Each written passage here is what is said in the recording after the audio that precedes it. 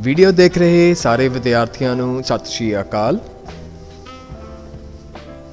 तुहाडी पहली online class which तुहाडा स्वागत है।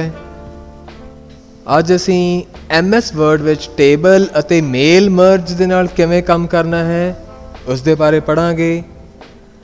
तुहाडे पहले पाठ विच टेबल की है, टेबल किवें बनाउणा है, टेबल विच डाटा किवें एंटर करना है, ये सारे बारे जानकारी लवांगे।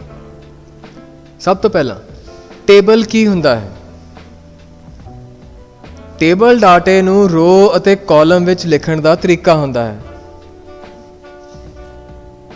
टैबुलर फॉर्म तुसीं गणित दे विच पढ़िया है। टेबल जदों आपां किसी नूं भी रो अते कॉलम दे काट नाल लिखते हाँ उहनूं एक सैल कहा जाता है। कॉलम मतलब इस डायरैक्शन दे विच, जिहड़ा इस डायरैक्शन दे विच है उसनूं रो कहा जाता है। टेबल आयात या वर्ग सैल नाल संबंधित हुंदे हन। टेबल दीआं लेटवीआं लाइनां नूं रोज कहंदे हन अते खड़वीआं लाइनां नूं कॉलम। टेबल बनाउणा MS वर्ड विच टेबल वख-वख तरीकिਆਂ नाल बनाया जा सकता है।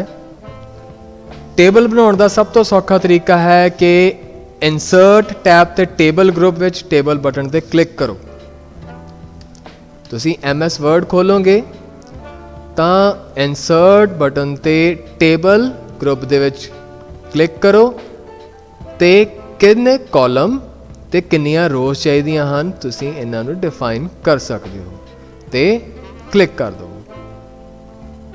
उस तो बाद उसका डिज़ाइन किस तरह का होना चाहिए है। लाइन शेडिंग क्या जी होनी चाहिए है। लेआउट दे विच guideline properties delete row and column pencil नाल किवें ड्रॉ करना है, कॉलम दे विच किवें होर काट दी जा सकती है। ये सारा पेज दे विच स्प्लिट सैल नूं एक सैल नूं ही किवें स्प्लिट करना है, स्प्लिट टेबल, ये सारा टेबल दीआं प्रॉपर्टीज दे बारे इन्हां दे बारे जानकारी प्राप्त करांगे। तुहाडी किताब दे विच बहुत सौखे तरीके नाल स्टैप बाय स्टैप पिक्चर दी हेल्प नाल तुहानूं गाइड किया गया है। प्लीज़ MS वर्ड नूं ओपन करके ये स्टैप फॉलो करो अते आपदे डॉक्यूमेंट्स दे विच टेबल बनाओ।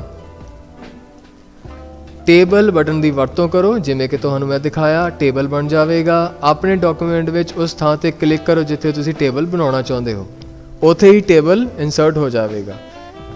ग्रिड विच लोड़ींदे रोज ते कॉलम विच माउस पॉइंटर नूं घुमाओ, घुमाया ते टेबल तैयार हो गया। उस दे विच डिज़ाइन जिमें मैं तुहानूं करके दिखाया है हुणी। इंसर्ट टेबल ऑप्शन नाल सैकेंड तरीका है इंसर्ट। सेकंड तरीका है इंसर्ट टेबल। किन्ने नंबर ऑफ कॉलम चाहिए हन, किन्ने नंबर ऑफ रोज चाहिए हन, ये तुसी चूज कर सकते हो। तो उन्हां दी विड्थ ऑटोमैटिक होवे या तुसी अपने अनुसार चूज करनियां हन। उस तो बाद इस ते क्लिक कर दो। जिन्हें मैं रोज एंड कॉलम चुने सी वो सारे आ चुके हैं। बहुत आसान है। Rows columns fix width. Then table tools. Table नूं मॉडिफाई करने लई अपने कोले की टूल्स दिते गए हैं। ड्रॉ टेबल तीसरा तरीका। Insert draw table. इस दे नाल तुसीं टेबल ड्रॉ कर सकते हो। किन्नियां रोज एंड कॉलम्स होनियां चाहिदियां हन, इस दे अंदर सैल होने चाहिए हैं। टेबल दे अंदर टेबल है ये। हुण ये थ्रू नहीं हो रहा क्योंकि इस दे अंदर एक स्पैसिफिक अलग टेबल आ चुका है। तुसीं इसनूं एक अलग लाइन दे सकते हो। दैन टेबल दे विचाले line. This is how you draw table. Pen का कलर तुसी चूज करना है, वो भी चूज कर सकते हो। ਤੁਹਾਡੇ ਅਨੁਸਾਰ ਸਾਰੀਆਂ ਆਪਸ਼ਨਾਂ ਸਾਰੀਆਂ ਇੱਥੇ ਟੇਬਲ ਟੂਲਸ ਦੇ ਵਿੱਚ ਦਿੱਤੀਆਂ ਗਈਆਂ ਹਨ। ਟੇਬਲ ਦੇ ਆਕਾਰ ਨੂੰ ਧਿਆਨ ਵਿੱਚ ਰੱਖਦਿਆਂ ਮਾਊਸ ਨੂੰ ਆਇਤਕਾਰ ਰੂਪ ਵਿੱਚ ਡਰੈਗ ਕਰੋ। ਜਿਵੇਂ ਆਪਾਂ ਜਿਸ ਸਾਈਜ਼ ਦਾ ਟੇਬਲ ਬਣਾਉਣਾ ਹੈ ਉਸ ਨੂੰ ਉਸਨੇ ਡਰੈਗ ਕਰਕੇ ਉਸ ਦੇ ਅੰਦਰ ਸੈੱਲ ਡਰਾ ਕਰ ਸਕਦੇ ਹਾਂ। ਟੇਬਲ ਵਿੱਚ ਡਾਟਾ ਦਾਖਲ ਕਰਨਾ ਬਹੁਤ ਜ਼ਰੂਰੀ। ਉਹ ਸੈੱਲ ਚੁਣੋ ਜਿਸ ਵਿੱਚ ਅਸੀਂ ਡਾਟਾ ਦਾਖਲ ਕਰਨਾ ਹੈ। ਰਿਮੈਂਬਰ ਅਸੀਂ ਪੜ੍ਹਿਆ ਸੀ ਸੈੱਲ ਰੋਜ਼ ਤੇ ਕਾਲਮ ਦੀ ਕਾਟ ਹੁੰਦੀ ਹੈ। This is 1 cell 1 cell 2 cell 3 and cell 4। ਇਹਦੇ ਵਿੱਚ ਤੁਸੀਂ ਅਲੱਗ-ਅਲੱਗ ਐਂਟਰੀਜ਼ ਭਰਦੇ ਹੋ। ਇਸ ਤਰ੍ਹਾਂ ਦੀਆਂ ਐਂਟਰੀਜ਼ ਭਰ ਕੇ ਤੁਸੀਂ ਅੱਗੇ ਪਿੱਛੇ ਜਾ ਸਕਦੇ ਹੋ। ਟੇਬਲਸ ਨੂੰ ਮੋਡੀਫਾਈ ਕਰਨਾ, ਲੋੜ ਅਨੁਸਾਰ ਟੇਬਲ ਦੇ ਵਿੱਚ ਕਾਲਮ ਐਡ ਕਰਨਾ, ਉਸ ਨੂੰ ਤੋੜਨਾ, ਉਸ ਨੂੰ ਨਵੀਂ ਰੋ ਐਡ ਕਰਨੀ, ਨਵਾਂ ਸੈੱਲ ਦੇ ਵਿਚਾਲੇ ਹੋਰ ਸੈੱਲ ਡਰਾ ਕਰਨਾ, ਇਹ ਸਾਰੇ ਟੇਬਲ ਨੂੰ ਮੋਡੀਫਾਈ ਦੇ ਵਿੱਚ ਆਉਂਦੇ ਹਨ। ਟੇਬਲ ਵਿੱਚ ਕਾਲਮ ਇਨਸਰਟ ਕਰਨਾ, ਨਵਾਂ ਕਾਲਮ ਦਾਖਲ ਕਰਨ ਦੇ ਲਈ ਕਈ ਤਰੀਕੇ ਹਨ। ਇਨਸਰਟ, ਪੇਜ ਬਲੈਂਕ ਜਾਂ ਤੁਸੀਂ ਇਸ ਦਾ ਚੂਜ਼ ਕੀਤਾ ਹੋਇਆ ਹੈ। ਦੈਨ ਲੇਆਊਟ ਕਿਸ ਤਰ੍ਹਾਂ ਦੀ, ਆ ਦੇਖੋ ਇਨਸਰਟ ਅਬਵ, ਇਨਸਰਟ ਬਿਲੋ। ਜੋ ਟੇਬਲ ਤੁਹਾਡਾ ਸਿਲੈਕਟਡ ਹੋਵੇਗਾ, ਇਨਸਰਟ ਰਾਈਟ, ਨਵੀਂ ਕਾਲਮ ਐਡ ਹੋ ਗਿਆ। ਇਨਸਰਟ ਬਿਲੋ, ਜੋ ਟੇਬਲ ਤੁਹਾਡਾ ਚੂਜ਼ ਕੀਤਾ ਹੈ ਉਸੇ ਮੁਤਾਬਿਕ ਚੀਜ਼ਾਂ ਐਡ ਹੋ ਜਾਣਗੀਆਂ। ਪਲੀਜ਼ ਰੀਡ ਦੀਜ਼, ਇਹਨਾਂ ਨੂੰ ਪੜ੍ਹੋ ਧਿਆਨ ਨਾਲ। ਅਸੀਂ ਸਿਲੈਕਟ ਕੀਤੇ ਹੋਏ ਸੈੱਲ ਤੇ ਰਾਈਟ ਕਲਿੱਕ ਕਰਕੇ ਵੀ ਨਵਾਂ ਕਾਲਮ ਦਾਖਲ ਕਰ ਸਕਦੇ ਹਾਂ। ਇਸ ਤਰ੍ਹਾਂ ਕਾਲਮ ਸਿਲੈਕਟ ਕਰ ਲਿਆ, ਰਾਈਟ ਕਲਿੱਕ ਕੀਤਾ, ਇਨਸਰਟ, ਉਹੀ ਆਪਸ਼ਨਸ ਜੋ ਉੱਤੇ ਨੇ ਸੇਮ ਉਸੇ ਤਰ੍ਹਾਂ ਆ ਜਾਣਗੀਆਂ। Insert column to the right, left, same ਉਹੀ ਆਪਸ਼ਨਸ। ਟੇਬਲ ਵਿੱਚ ਰੋ ਦਾਖਲ ਕਰਨਾ, ਸੇਮ ਉਸੇ ਤਰ੍ਹਾਂ ਹੀ ਤੁਸੀਂ ਰੋ ਵੀ ਦਾਖਲ ਕਰ ਸਕਦੇ ਹੋ, ਰਾਈਟ ਕਲਿੱਕ ਕਰਕੇ ਵੀ ਕਰ ਸਕਦੇ ਹੋ। ਟੇਬਲ ਵਿੱਚ ਨਵਾਂ ਸੈੱਲ ਦਾਖਲ ਕਰਨਾ,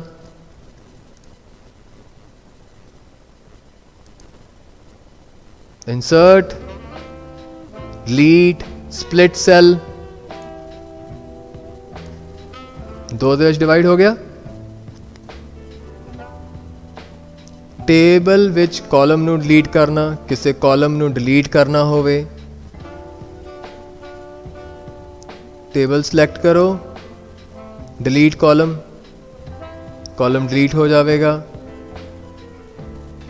ਇੰਟਾਇਰ ਕਾਲਮ ਕਰਨਾ ਹੈ, ਇੰਟਾਇਰ ਕਾਲਮ ਕਰਨ ਤੋਂ ਬਾਅਦ ਉਹ ਸੈੱਲ ਥੱਲੇ ਵਾਲੇ ਸੈੱਲਸ ਦਾ ਕੀ ਹੋਵੇ, ਉੱਤੇ ਜਾਣ, ਲੈਫਟ ਨੂੰ ਮੂਵ ਹੋ ਜਾਣ, ਇਹ ਸਾਰੀਆਂ ਆਪਸ਼ਨਸ ਯੂਜ਼ਰ ਦੇ ਅਕੋਰਡਿੰਗ ਵੱਧ ਸਕਦੀਆਂ ਹਨ। ਡਿਲੀਟ ਰੋਜ਼, ਰੋ ਵੀ ਕਿਵੇਂ ਡਿਲੀਟ ਕਰ ਸਕਦੇ ਹੋ ਤੁਸੀਂ, ਡਿਲੀਟ ਰੋਜ਼ ਹੋ ਗਈ।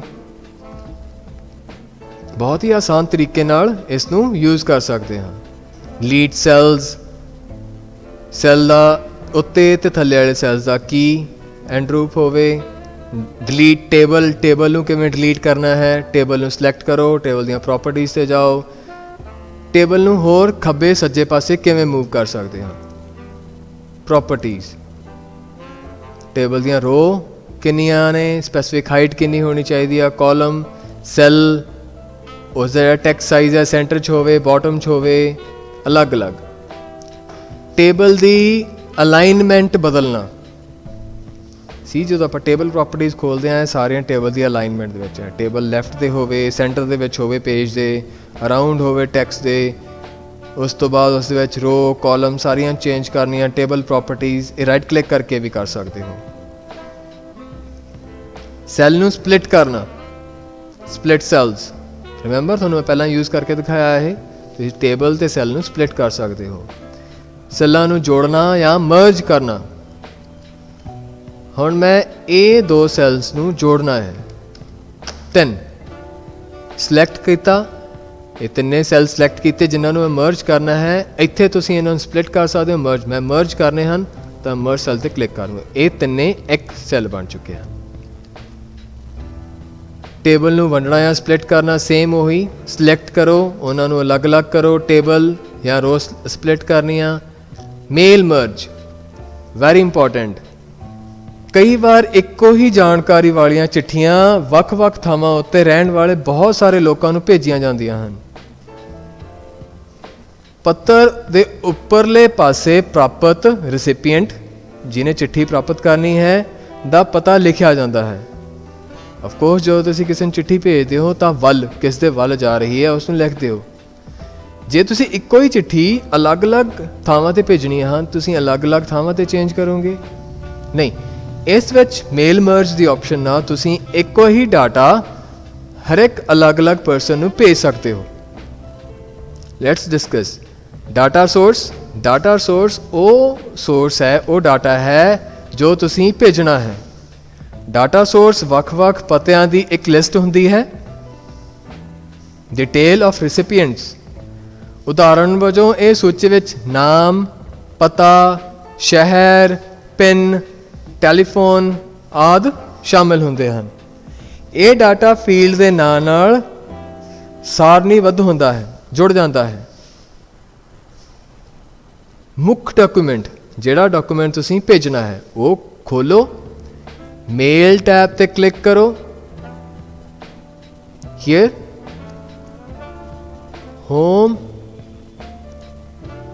ਮੇਲ, ਇੱਥੇ ਕਲਿੱਕ ਕੀਤਾ, ਸਟਾਰਟ ਮੇਲ ਮਰਜ, ਲੈਟਰ, ਕੁਛ ਵੀ ਤੁਸੀਂ ਚੂਜ਼ ਕਰਨਾ ਹੈ। ਅਕੋਰਡਿੰਗ ਟੂ ਦਿਸ ਤੁਸੀਂ ਸਟੈਪ ਬਾय ਸਟੈਪ ਸਿੱਖਣਾ ਹੈ ਮੇਲ ਮਰਜ ਵਿਜ਼ਰਡ। ਇਹ ਤੁਹਾਡੀ ਹੈਲਪ ਕਰੇਗਾ ਲੈਟਰਸ, ਈਮੇਲ, ਮੈਸੇजेस, ਆਪਸ਼ਨਸ। ਇਹਦੇ ਵਿੱਚੋਂ ਆਪਾਂ ਲੈਟਰ ਚੂਜ਼ ਕਰਨੀ ਹੈ। Then starting document, letter start next document. ਕੀ ਆਵੇਗਾ? use the current document, then next, use the current document, ਆਹੀ next, select recipients। ਹੁਣ recipients ਜਿਨ੍ਹਾਂ ਨੂੰ ਮੇਲ ਜਾਣੀ ਹੈ। type a new list, ਨਵੀਂ ਲਿਸਟ ਬਣਾਉਣੀ ਹੈ ਜਾਂ ਪਹਿਲਾਂ ਹੀ ਤੁਹਾਡੇ ਕੋਲ ਕੋਈ ਲਿਸਟ ਬਣੀ ਹੋਈ ਹੈ। ਜੇ ਪਹਿਲਾਂ ਬਣੀ ਹੋਈ ਤਾਂ use existing list, otherwise type a new list। ਹੁਣ ਮੈਂ ਕੀ ਕਲਿੱਕ ਕਰੂੰਗਾ? type a new list, write your letter। ਇੱਥੇ ਨਵੇਂ ABC ਜਾਂ GHG, ਫਸਟ ਨੇਮ ਕੀ ਆ ਉਹਨਾਂ ਦਾ, ਲਾਸਟ ਨੇਮ ਕੀ ਆ, ਸਰਨੇਮ, ਕੰਪਨੀ ਨੇਮ ਕਿਹੜਾ ਹੈ, ਉੱਥੇ ਓਕੇ ਕਰੋਗੇ, ਉਹ ਕ੍ਰੀਏਟ ਹੋ ਜਾਵੇਗਾ। ਉਹ ਸਾਰੀ ਇਨਫੋਰਮੇਸ਼ਨ ਇੱਥੇ ਆਹ ਟਾਈਟਲ ਭਰੀ ਜਾਵੇਗੀ। ਜਦੋਂ ਇਹ ਭਰੀ ਗਈ ਤਾਂ ਤੁਹਾਡਾ ਐਡਰੈਸ, ਆਹ ਕਈ ਐਡਰੈਸ ਹਨ, ਇਹ ਇੱਥੇ ਆਟੋਮੈਟਿਕਲੀ ਇਨਸਰਟ ਹੋ ਜਾਣਗੇ।